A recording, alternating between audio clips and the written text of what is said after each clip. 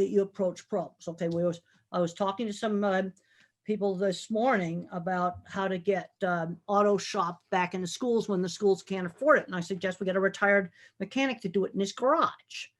And then we have to worry about, well, is there going to be liability or something? And then I started visualizing some important safety. The advice and opinions expressed by the host of Autism Live and her guests are meant solely as suggestion and should not be in any way construed as child-specific advice. The Center for Autism and Related Disorders advises working with a board-certified behavior analyst who has experience with autism before starting any intensive behavioral intervention. Any choices you make in determining your child's treatment are completely at your own discretion. I forgot that. This will happen too.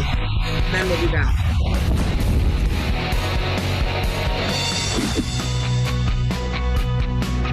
I like to dance.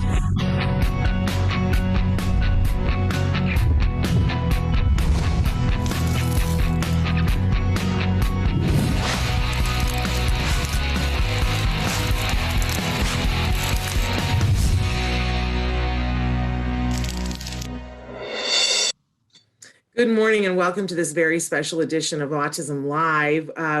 We have to go with this new format. We have to go live and we always have the choice to mute. And we have with us Dr. Temple Grandin, and she was saying, "Why? No, let's just stay." But then I apologize for the opening segments and the disclaimer. And we interrupted you in mid-sentence too, Dr. Grandin, but thrilled to have you here this morning. The topic this morning that we're going to be focusing on is finding and feeding our children's passions. And this is something that you guys write in questions for Dr. Grandin all the time. It's an area of her particular expertise. We're thrilled to have her here with us. Before we jump into that, I've been talking with all of you on a regular basis here and with Dr. Grandin the other day about our dear beloved Joanne Lara, who is gravely, gravely ill. And we had the opportunity the other day. There were some wonderful people who said some really shout outs to her.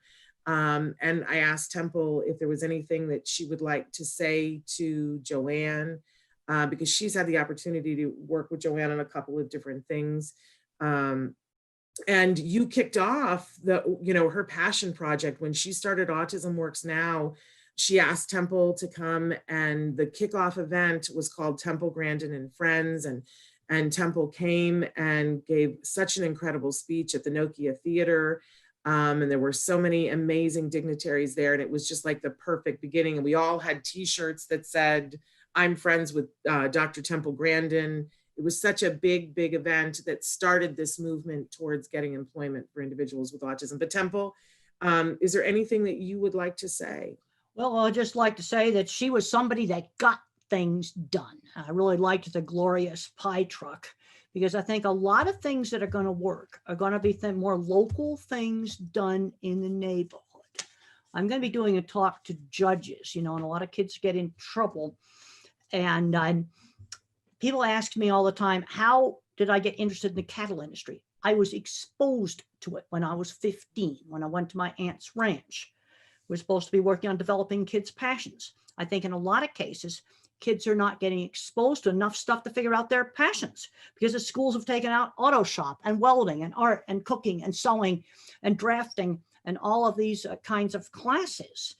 So we've got to start doing things in the neighborhood, like maybe have a hired mechanic set up a shop. And we got to talking about how to deal with liability. And I said, yes, I've worked in industrial safety. There's certain safety things I've got to have, like a special container for greasy rags so you don't have fires. I want gloves on the kids so they don't get into solvents. They don't have to have them on fixing the carpet. If they're messing with solvents, they've got to have gloves on.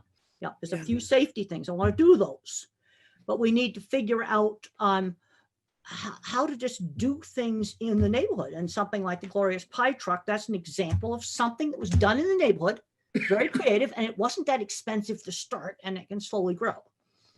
Absolutely. And, Joanne was all, devoted her life to making sure that individuals with autism, first she started with the autism movement therapy, and was doing that not as just a dance class, but a dance class to help them to link their body to their brains and So Joanne has been a passionate fighter, making sure that the kinds of things that you talk about, Temple, came to pass. And I think we all want to just say a big shout out to Joanne, how much we love her. And I can't imagine a world without her, but that is imminent. And I know, we had talked about this and you just wanted an opportunity to just, give that little shout out to her, because you're right. She was somebody who got things done. Another thing she's done in her career is writing about it. Mm-hmm. Write about how to do it. Because when I've done a lot of things in my career. I've been in the meat industry now for 47 years. And I would design a project and then I wrote about it. And there's a scene in the HBO movie where I get the editor's card, because I realized if I wrote for that magazine, that would really help my career. Then I have to figure out, why is this project newsworthy? Now, I couldn't write about every single corral I designed because a lot of them were just more of the same thing. But something where it had something original, like my entrance design on that dip vat, I wrote about it. You see, and there's a lot of people doing some really clever, good, innovative neighborhood things, but they're not writing them up. I've seen some very innovative stuff done in schools. They're not getting the stuff written up on how to do it. And I just wrote simple how to do articles on how to design cattle handling facilities. But you're right. Joanne did write about it, and we're so thrilled that there is a book that details the autism movement therapy method. And there is also a wonderful book that she co-wrote with Susan Osborne that's really the Autism Works Now method, where it's teaching pre-employment skills to 14 to 17-year-olds. Yes. Both of them are available on Amazon, and we encourage people to look at those, because Joanne's work lives on in those books and in so many other ways. And thank you for saying that, Temple, because I think we all forget sometimes that it's important that not only to do something, but to write about it so that others can learn from the things. No, this is the thing. So others could do it. I went to a little talk that a really innovative teacher did on teaching history by having all the kids doing all kinds of making Egyptian things when they studied the Egyptian history. And I said, you need to make a YouTube video of what you just told us at this little, book signing thing that I went to. Just do the same thing, do it on a YouTube video. I don't think she ever did. She gave the greatest talk. I wish it had been recorded, but then somebody needs to professionally edit the slides in there and do it nicely. Yeah. So that other people could do it. Yeah. And, I think a lot of times we get caught up and there's the hours in the day, but it's important to prioritize. And this week has really taught me that, because I love Joanne so much. And I know that she had a lot more work that she intended to do. But, for all of us, there's a time when the work needs to end. And what's left is what the impression you made on people, but what you put in writing is there forever. Well, it tells people how to do stuff. A lot of people just don't know where to start. And what am I doing this summer? Because we're still pretty well locked down. I have to go to a special webpage for being allowed to go on campus. I'm writing a new book on visual thinking and why visual thinking is important. And the movie showed how I think visually. And I'm worried that our visual thinkers are getting discriminated against because we absolutely can't do algebra. You don't need algebra for skilled trade. You need old-fashioned 6th grade arithmetic the way they used to teach it. That you do need. Yeah. Well, and I want to segue into, because this is the topic that, goes hand in hand with this. This is the topic for today that you and I had talked about, that that you felt passionate about, and that so many people have written questions in about. How do I find my child's passion, and how do I feed their passion? All right. The first thing is, how do you find it? I think a lot of kids today are not getting exposed to enough different things because the schools have taken out so many activities that they're not going to find the passion. When I was in high school, cattle wasn't anything I even thought about. I got exposed to it. Horses, again, I got exposed to them. What if I'd not been exposed to them? And I'm seeing too many kids today where the only thing they're exposed to is video games, and they're getting completely addicted, and they're not going anywhere. If they were becoming great game designers, I wouldn't be criticizing it, but that's not what's happening. But taking the hands-on classes out of the schools, music, theater, all of these kinds of things, worst thing they ever did. I think we've got to start getting these things going in the neighborhood. So in this COVID time and during this summer, for these families that are listening to this and they're like, okay, I'm revved. I've got the time. I've got a little bit of time this summer. I want to find my child's passion, but I can't take them places. Like, All let's, right. because I know you're a problem solver. So let's come up with some things that they can do to expose their kids to things to see what they're passionate All right. about. First of all, gardening is taking off right now. That's something you can do. People are remodeling their houses. Oh, Home Depot is probably having a great time right now selling stuff for that. Building things, camping in your backyard. And then, of course, I've got my book, Calling All Minds. It's also about famous inventors. And there's things that we can do. Build things, art, we can do that. Take a programming class. There's all kinds of free classes online on Khan Academy. Wolfram Mathematica, a real great mathematics site. And if you want to turn on the math kids, look up protein symmetry on Google Images. Protein symmetry. I just looked it up again the other day. You got like me the turned on to cathedral that. windows are inside your body. It's like, but let's just get creative. I was reading just in our local paper about how the neighbors were doing things together. They were keeping social distancing, but they were doing things together. I've seen. I've met more of my neighbors since this happened than I had in the year before I lived here, because people are connecting with each other across the fence. That's exactly what's happening here in my neighborhood. I'm meeting people that I'd never met before. I love it. And they're out walking their dogs, or they're playing catch out in the grass. Yeah. Let me ask you something, Temple. Have you ever done any of the virtual, like when you put on the virtual glasses and you get to go someplace like to the Grand Canyon? And what do you think about that for the autistic mind? Do you feel like that's a beneficial thing, or do you have concerns about that? Well, I think in moderation it would be okay, but it's not the same as doing it. They had a demonstration of Facebook had a demonstration of super virtual reality. They had the Denver airport, and I went and I tried it. And now this was probably 4 years ago. I thought the images were blurry. But the thing is, when I turned my head, the image, that was realistic. I could do this. Yeah. I also got kind of disoriented and I had to hold on to the wall because I was afraid I was going to fall. There's things we can do with virtual reality, but it's not going to replace doing real things. But let's introduce tools to kids. Yes. Let's learn how to use tools safely, or we learn how to use watercolors, or some different art things. But I'm finding we got a lot of kids today. They haven't even made a paper snowflake. That's one of my beginner projects in my book. They haven't even done something that simple.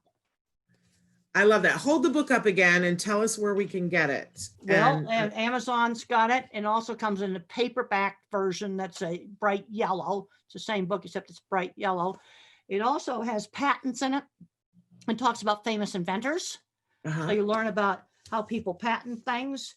It has projects ranging from simple stuff like the paper snowflake, the little airplanes and kites, and the optical illusion room is in there. That's one of the difficult projects. That's in there.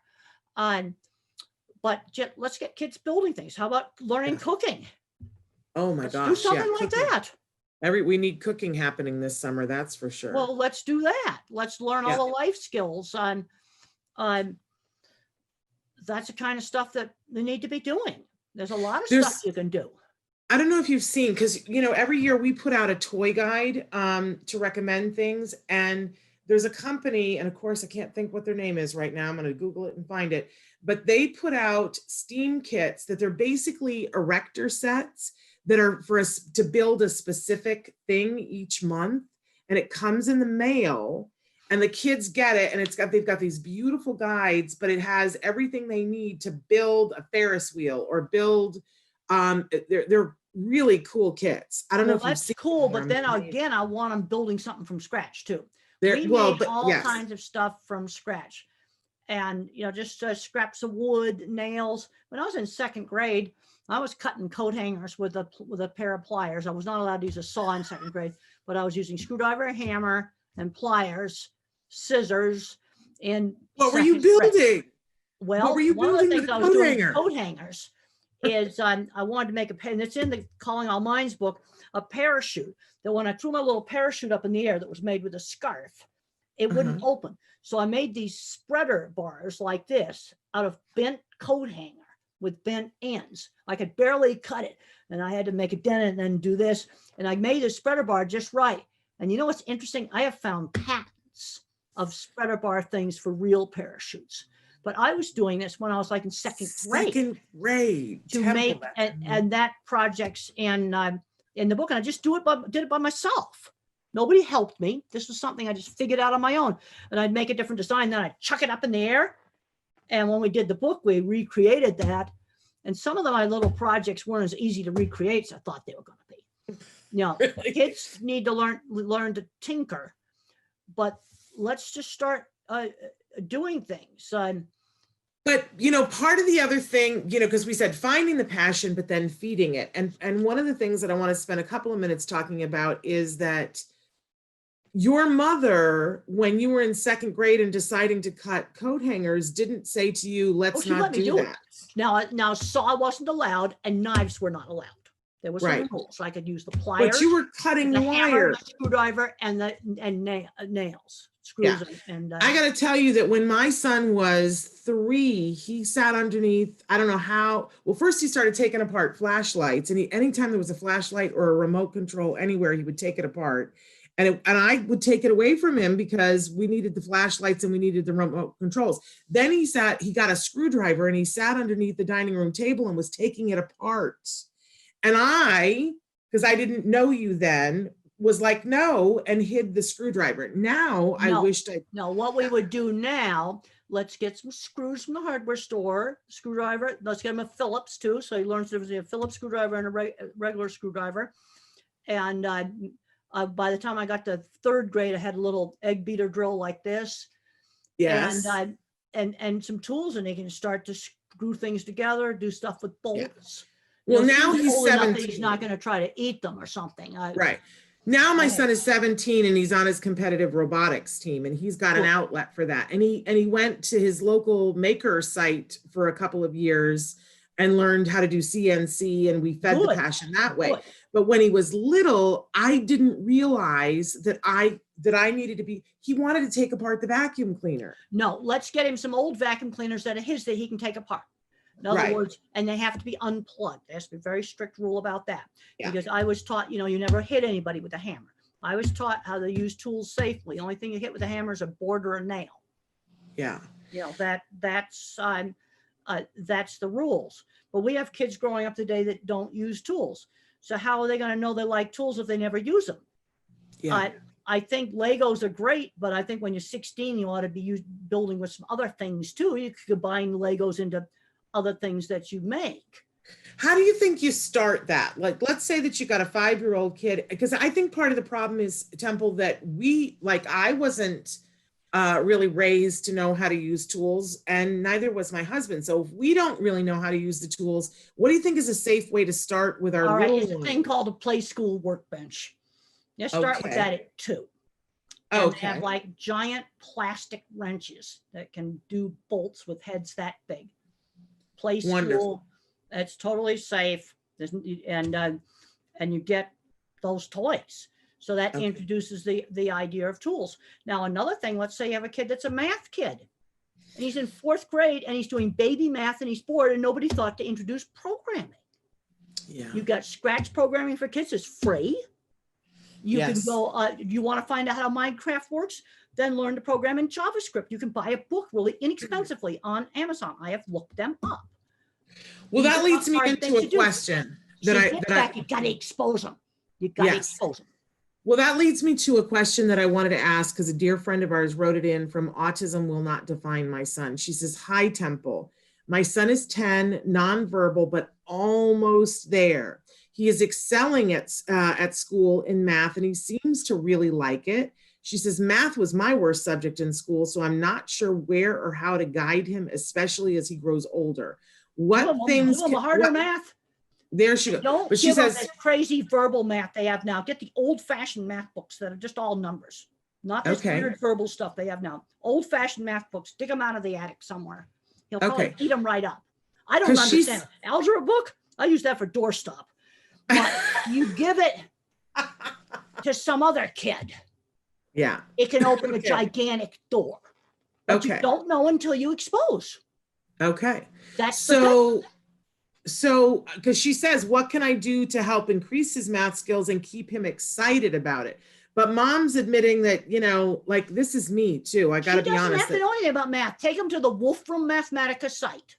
Tell me, say that Wolfram, slower. Wolf, like the animal, the Yeah. animal called a wolf. Ram, like a male sheep. Wolfram Mathematica. It's a great website. I was just on it just the other day. I looked it up again. Okay. Look Wolfram up Mathematica. fractals. Use Fractals. Google Images when you look this stuff up. Man, you'll Okay. find the cool math stuff. You just have to expose them to it. Okay. You don't have to understand it. You give the kid an algebra book. You don't have to understand it. Just give it to him. and You just have to find and it he, and give it to him. and he might use it as a doorstop too, but if he then doesn't, it's not to him. Then right, it's not to him. right. But you don't know until you expose. Because when I look back at a lot of big innovators that really, really, like you take like Elon Musk here, he grew up in a family that had a workshop and tons of books. Thomas Edison was described as a hyperactive adult high school dropout, but his mom homeschooled him in a library full of books. There's been engineers that self-trained themselves with their grandfather's textbooks, but they were there in the bookshelf. So the kid could pull them out and look at them. See, again, it's exposure. So you don't know until you expose. And what worries me today is kids aren't getting exposed to enough stuff. Well, it's true, especially now, because while we're social distancing, I mean, I used to take my son to museums on a regular basis. That's why I was asking about the virtual. Well, let's go. The museums all have websites now. Exactly. Let's go explore some of this stuff on websites, and let's do it maybe with somebody else while we're going to go look at the Louvre or look at whatever. Yes, a lot of people are asking if we're actually live now, because sometimes we play your recorded interviews, but I just want to point out to everybody that this is Tuesday, June, what's the date? The 9th. And so we are live Tuesday, June 9th. People are writing in how much they love you. They're saying that they hate video games, that you're amazing. They can't wait for your new. Well, let me tell you a little something about Mr. Musk right here. Yeah. Well, you know all about, oh man, I geeked out on the SpaceX. I was glued to an iPad. I was over at Mark's house. So I was glued to this iPad, and they scrubbed the first launch because of the weather. The next launch, I'm glued. And I watched it live for full 20 minutes till it was safely in orbit. Right. And you know why those spacesuits were so cool? Because they were made by a costume designer. Isn't that wonderful? I wanted to dress them up really, really cool. And I geeked out on 3 hours of live docking. 3 hours of live docking. I geeked out on that. Totally geeked out. I love that. But okay, let's go back to this guy. Yes. Okay. How did he avoid the video game addiction? He's 48. So what I actually did is I figured out that he loved video games. But at the age of 48, he would have been looking at Mario Brothers. I went back and I played the video games, late 80s, early 90s, that would have been the right age. And they were the kind of games that were a lot less addictive. Because what he wanted to do was to open a video game store and sell them. And the shopping center wouldn't let him sign a lease because he was too young. Oh my goodness. He wanted to sell video games. But they also, those old games broke all the time. So you'd get the blue screen with all the code on it. Yes. Well, you see, I call that a computer showing the guts. And then you start to get interested in that code. They don't see that today. He's just old enough. He's just old enough to have avoided the video game addiction. And I went through, I probably played 6 or 7 of them. I didn't actually play them, but I looked at the YouTube videos of, the popular games that he would have been playing. Yeah. And he would have been like between 10 and 17. Well, it's interesting, because those were the video games that I was exposed to too. In the beginning, I didn't get them. I was like, what is the thing? But when I keyed into the fact that there was a level of problem solving in them, Like you had to there's some figure good out things to how. learn with video games, but the problem is these kids are getting so sucked in. Any benefit, there are some benefits with video games. Any benefit you would have, you'd get in an hour a day. Yeah. And Yes, you're absolutely in my right. book, The Loving Push, that I did with Deborah Moore, we've Mhm. reviewed some of the research. Also in the brand new edition of The Way I See It, I revamped the video game chapter. And unfortunately, kids on the autism spectrum are more likely to get addicted to video games than just any other kids. And they're not having good results, because what I'm seeing is there's two paths: to the basement to play video games, or we get out and have a life. Yeah. And Elon Musk loved science fiction. He just loved it. So he had to dress up the astronauts as superheroes. I just love it. Daft Punk helmets. I geeked out on the whole. And then did you see the inside of the spaceship? No knobs and dials. I know. All computer screen in front of them. Isn't that amazing? Super, super cool. It was super cool. But that's have you gone to a launch yet? Yes, Temple? I actually have been to a launch. I did a disability conference at Cape Canaveral. I guess they used to call it Cape Kennedy. I guess the original name was Cape Canaveral. I think they're using that now. The other thing is, had to launch from Cape Canaveral, pad 39A. There's only one launch pad in the whole world. This is cool. It's 39A, because that's where the moonshot went off from. Right. Had to be pad 39A. He owns launch pads, but they're not cool. Right. Well, there you go. I do it at that launch pad, but I went to a SpaceX launch. This is about 2.5 years ago. Very, very cool. I got inside the vehicle assembly building. I completely geeked out on that. But they need us visual thinkers, because they were just finishing up a launch pad. I got to go inside it, and I found something in that launch pad that shouldn't be there. That's why you need visual thinkers.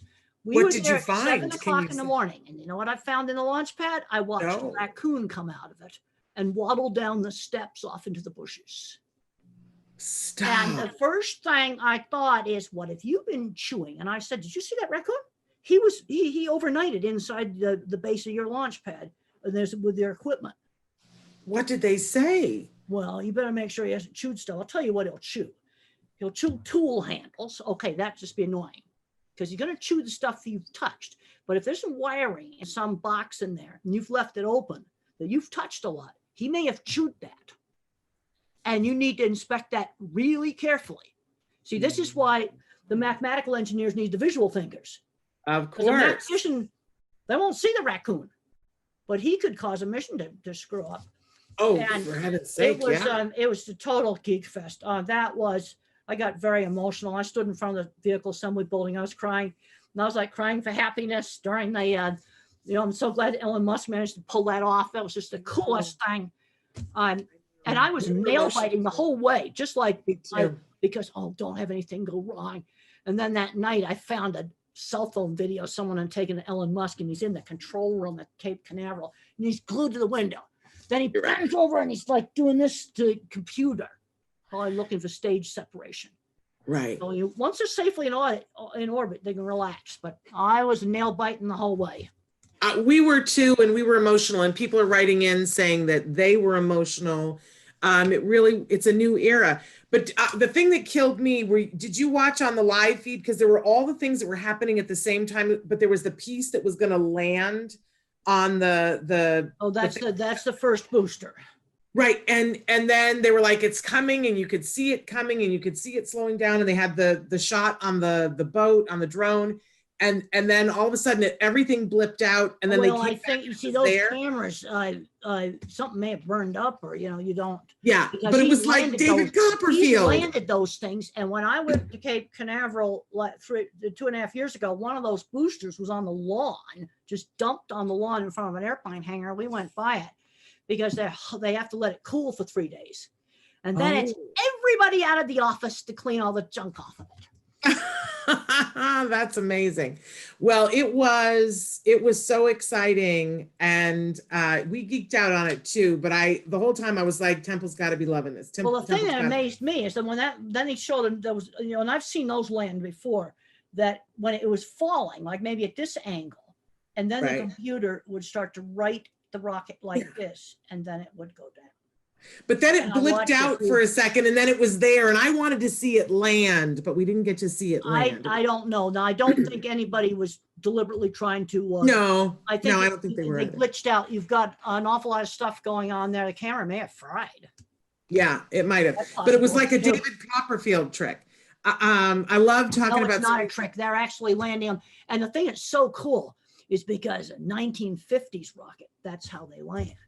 Yeah. Yes. Yes. That's how Oh they my God. land. But it's the thing was just so, I thought it was so amazing to hear it's falling like this. And then they just watch it straight and the computer straightens it. And I hope that people like my son's even though the original launch got scrubbed and then it was on a Saturday, my son's school sent out emails to us with the link and said, please watch this with your children.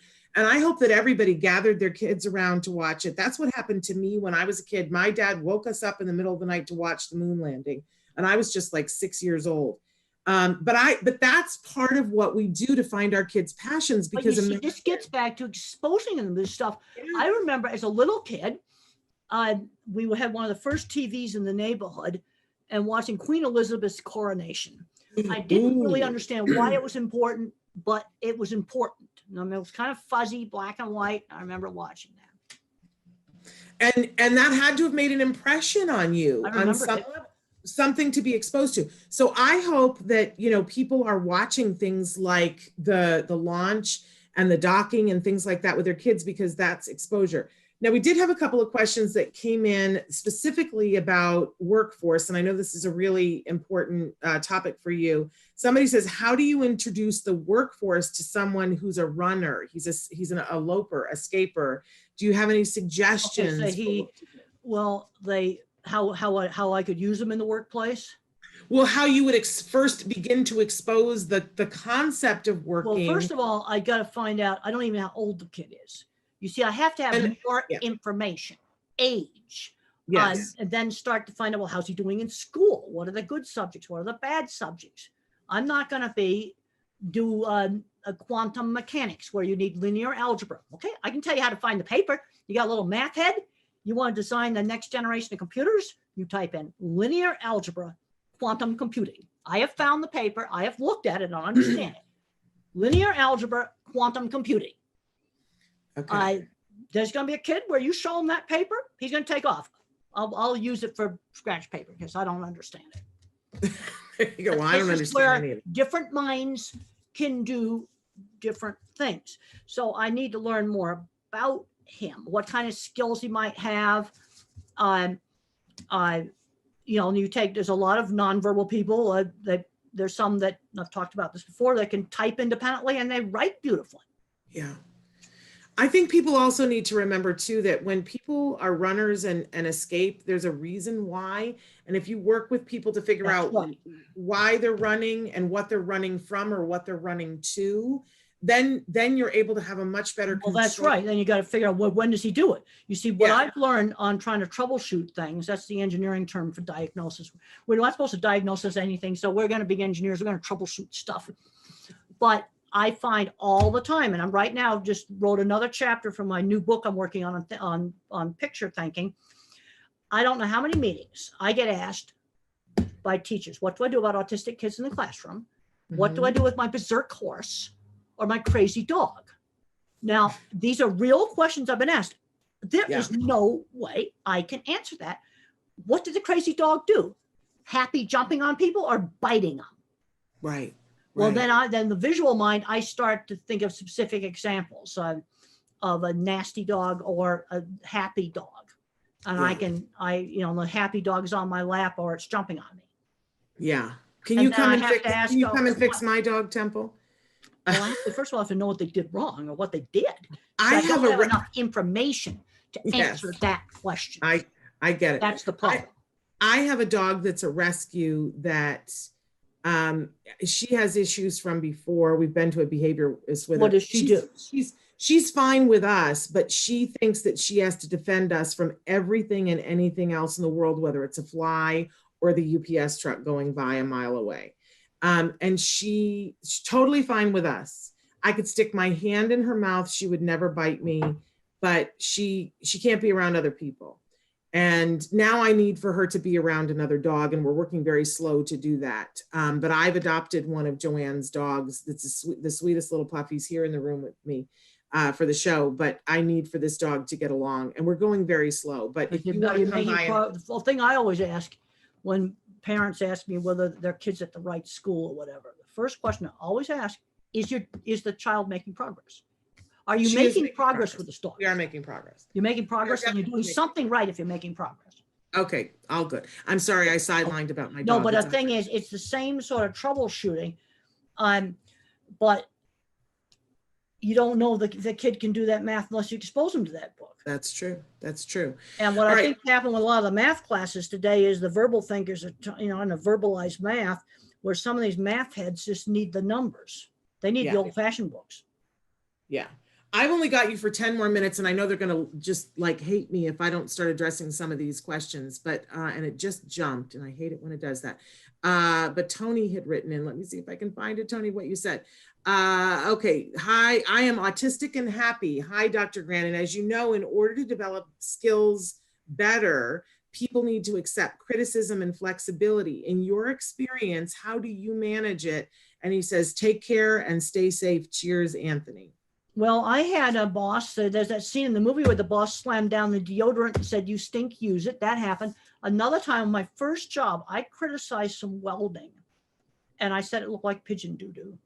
And the engineer at Did you say doo-doo? Is doo-doo the word? Harley Winkleman.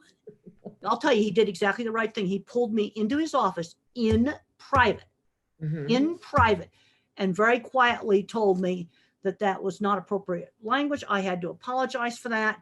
He also, I'd apologized to Whitey, the welder, which I did, but he also explained to me if I didn't like the welding, Whitey was his employee, and I should have gone to him to complain about the welding. So he explained to me sort of the chain of command, and then he made me go up to the cafeteria and apologize. Now, I didn't tell Whitey his welding was wonderful because it wasn't, but I apologized for the rude language. Harley was the perfect job coach. And he didn't yell and scream at me. He told me very quietly and calmly what I should do in private inside his office. Well, but you accepted it and learned from it. This isn't easy for everybody. This isn't easy for everybody, but why do you think that you did? Was it something that you were taught? Because I wanted the job. The same thing with the deodorant.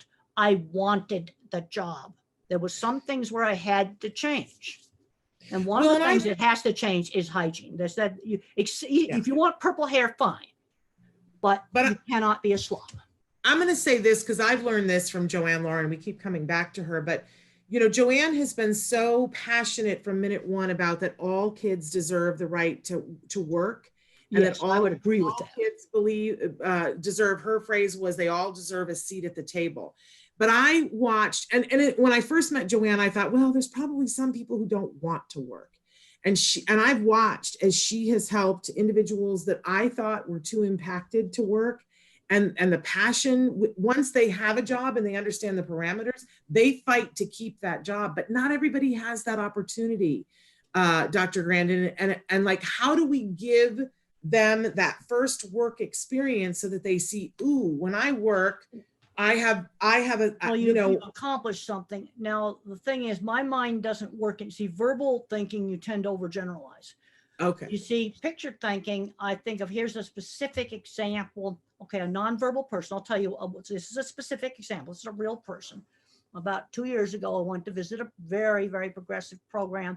They had a lot of clients that were adults, nonverbal. And this client came with binders full of everything bad he'd done, run off, everything terrible about him. And they finally said to him, you want to run? I'm going to mark some ribbons on some trees. This is where you can go run. Mm-hmm. And then they gave him work that was physically kind of demanding, stacking wood. But it's also something where you were stacking wood for a purpose. It wasn't fake work. You cannot have fake work where you stack the wood and then unstack it. No, it was wood that needed to be stacked. So you were doing useful work, and they just worked, and the guy was there, and they threw the binders away. Yeah. They just looked at it real simply. And the guy went from being the most horrible behavior problems there was to now he liked the fact that he had a real job. The other thing you've got to do if you have a really bad behavior problem is you've got to rule out a hidden painful medical problem. That Yes. has to be ruled out. You could have acid reflux, you could have ear infection, you could have toothache. You got to make sure they don't have something like that. I so agree. One of our regulars on the show, Yadira Calderon, wrote in and she said, Dr. Temple Grandin keeps supporting our teens and adults with autism and creating opportunity for them. Allowing our children to try different things is the best way to relate to them and discover their passion, not imposed. Based on strengths and interests. That's what I'm trying to do with my Rainbow Mo show. That's her daughter. And she said, so far, so good. Her daughter's Well, yeah, doing you've got to, when I was in third grade, it was obvious I was good at drawing, but I just did the same horse head over and over again. So mother said, well, let's draw the saddle. Take that interest and broaden it. You want to broaden an interest so it's not so fixated.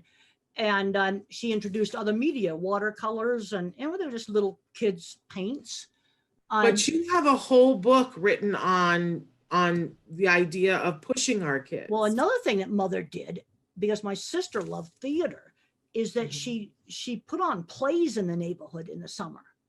And she'd get all the kids in the neighborhood to come and they'd put on a play. Yeah. And what was that like for you? What did that do for you? Well, this was something she did more for my sister. I would be in the play. But yeah. She had a lot of the neighborhood kids involved in it and making Halloween costumes, so making pumpkins. A lot of the stuff that she did, it was not expensive stuff. Now, the plays were mainly done in the summer when it was vacation. But you learned from it, even though it wasn't meant for you, you learned from it. But I had to learn to cooperate, and the whole group had to work together on this. It was a group activity. There's probably about 5 or 6 other kids involved in this. But this is an example of something done in the neighborhood. And it wasn't that expensive to do it. It took time.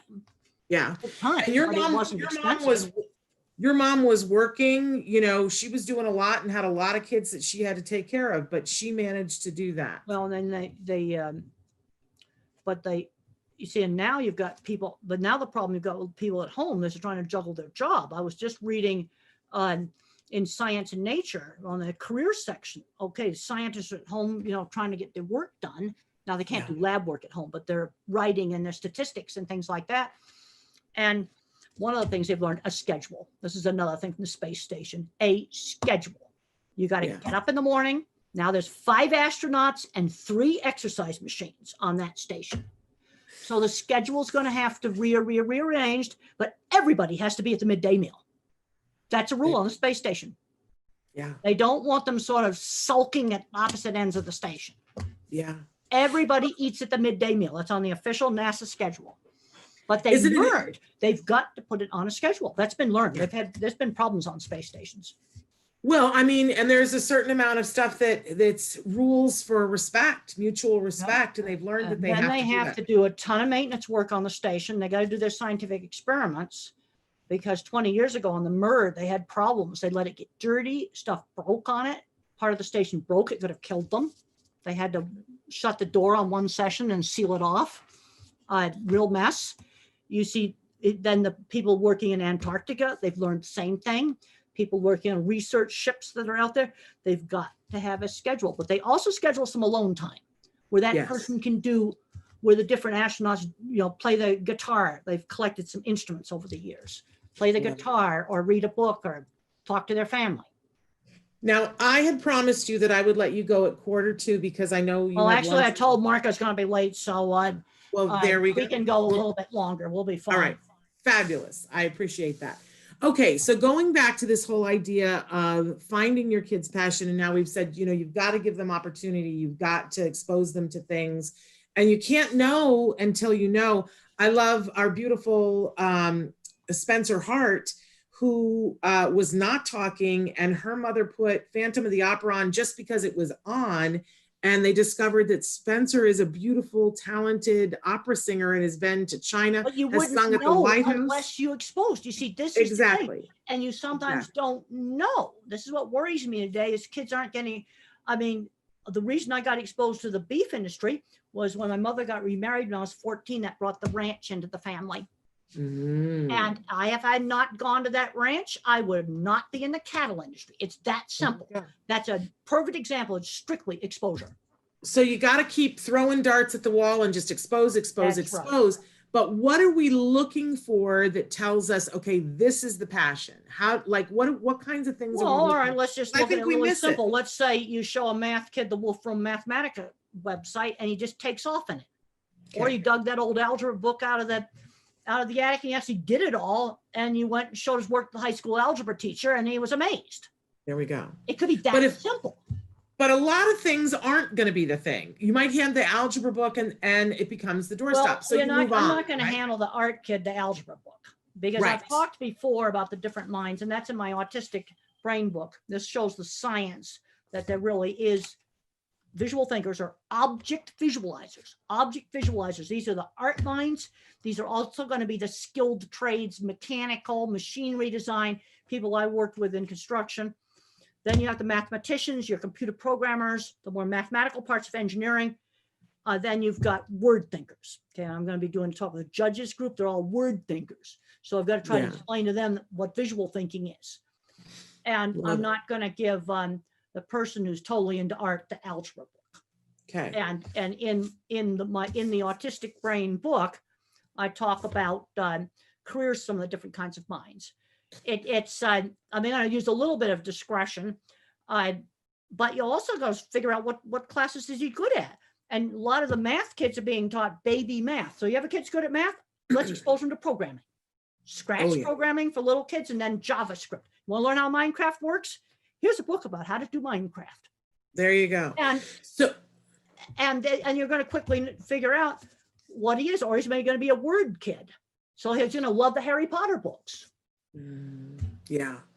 So let's say, for instance, you sat your kids down and you watched the SpaceX launch, and your kid got like really excited and was jumping up and down and hand flapping, and you saw that, they really, really liked that. So then, all right, first of all, I got to know the age of the kid. So let's say that I'm just making this scenario up. Let's say that you got a 5-year-old. They watched the SpaceX launch and they got very, very excited. What's the next thing that you could do to sort of feed that passion? Well, you could play with some water rockets to get an idea of how rocket works. Now 5, he's probably gonna be a little too young for the math. Right. There's math involved just even with a water rocket. Those are things. But even to get like a little. And also, okay, let's use rockets for reading. All right, so he liked the SpaceX launch. All right, let's get a children's book about when we went to the moon. Right. And we can look things up on the NASA website to see that. Well, let's use it to teach reading too. Yeah. Just read about the history of rockets, and actually the Chinese invented the first rockets. Just read about it. You see, that's taking that interest and broadening it out. I can get reading into it. I can get when it gets a little older, I can get some more complicated math in it. Those are simple things you could do with that. Because a 5-year-old could be an art kid and love that, or be a math kid and love that. Yeah. Because I feel like a lot of times as parents, we're trying to get our kids to some mythical place that we don't even know what it looks like. But sometimes I think we miss the key, that this is what the kid is passionate about. Because I hear parents talking about, well, how do I get him to stop perseverating on X? Whatever. All right, take whatever it is and broaden it. Broaden it. Okay, first of all, tell me what it is he perseverates on. Well, it could be anything, but like parents will write in and say, for instance, my kid is perseverating on Thomas the Tank. All right, Thomas the Tank. All right, that's a common one. All right, let's learn more about different kinds of trains. Right. You got freight trains, passenger trains, you got antique trains. Let's learn about the history of the railroads and how they first went across the United States. Okay, see how I'm taking Thomas and I'm broadening him. Yes. Into a much bigger whole section of trains, a whole great big subject of trains, where I can have reading in it. I can do simple math, calculate if a train is going 60 miles an hour, how long would it take to go from, Salt Lake City to Denver? Yeah. But so just take it and like take that thing, take Thomas and broaden it. and broaden. Now, if the kid's really young, well, maybe we're going to just learn about freight trains, freight trains, passenger trains, and maybe old-fashioned trains. Yes. And maybe read some other train books, children's train books, to start to broaden. But you have an associative link back to Thomas, because Thomas is a train, after all. Yes. He's part of a train. Yes. And so now people are writing in about what their kids tend to go towards. Somebody said, my son is 9 and he's into jigsaw puzzles. Is he a visual thinker? Jigsaw puzzles may be more of a math thinker. I would start, I'd expose them to that Wolfram Mathematica site, and I'd start showing them some protein symmetry. It's crazy. It's good. And protein symmetry. It's crazy. It's a magical keyword when you use it on Google for images. It's amazing. I just looked at it again the other day. I looked all those things up again, make sure they were still sufficiently cool. I would start totally turned me on to that. Maybe simple children's Scratch programming, which is Yeah. a children's free computer program. It's called Scratch. Let's start showing them that. Okay. All right. What's another one?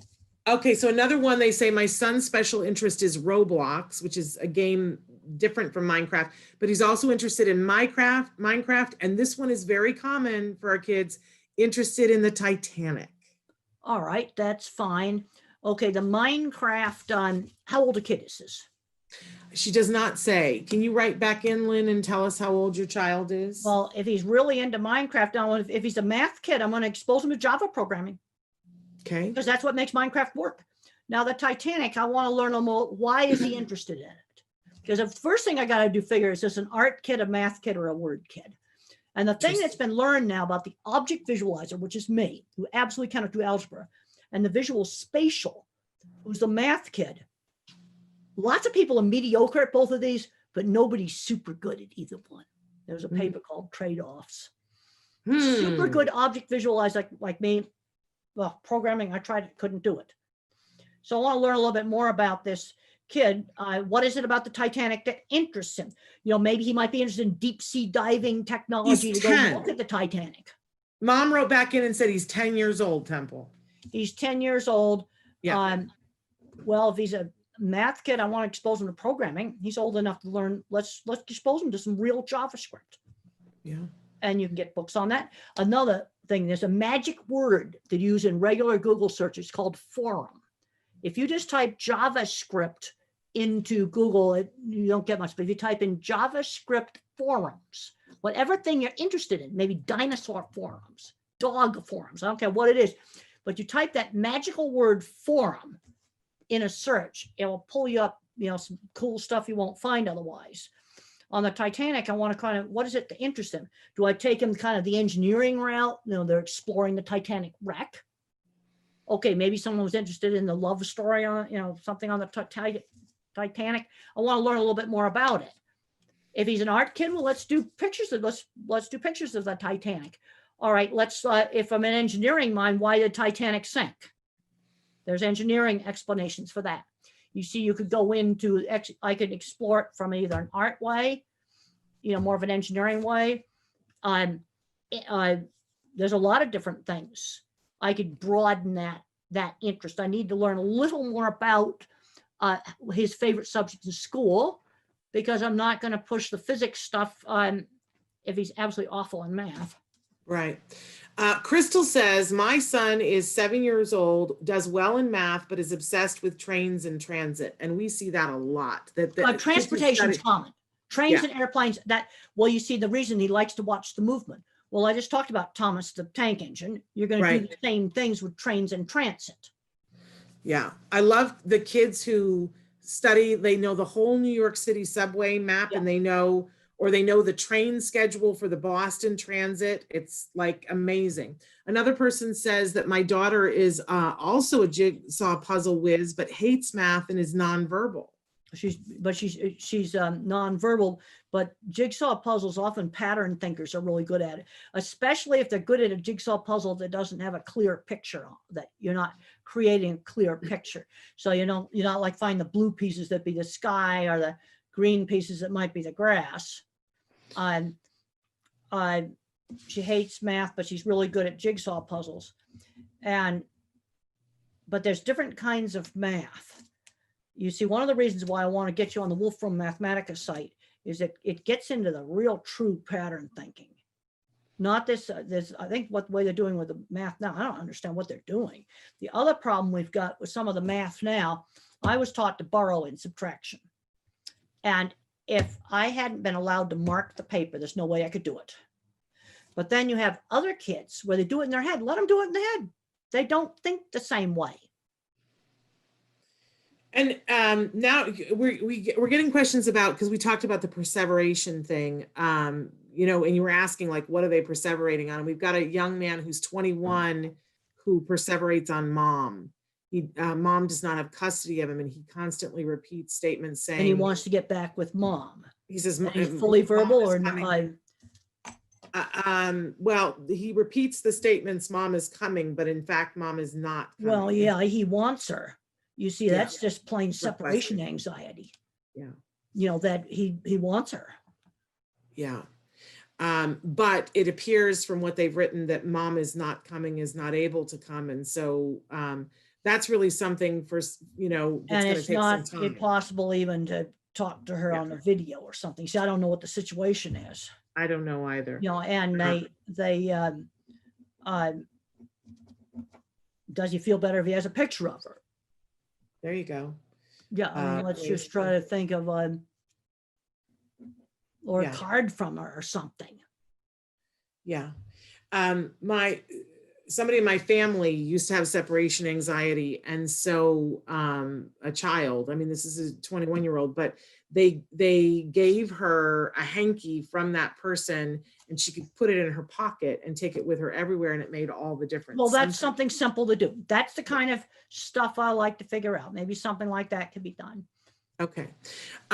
So we've only got a couple of minutes left here, and I know we got to get you to lunch. I don't want Mark mad at me, but Yeah, I told him he was gonna be late, but I told him he was gonna be 15 minutes late.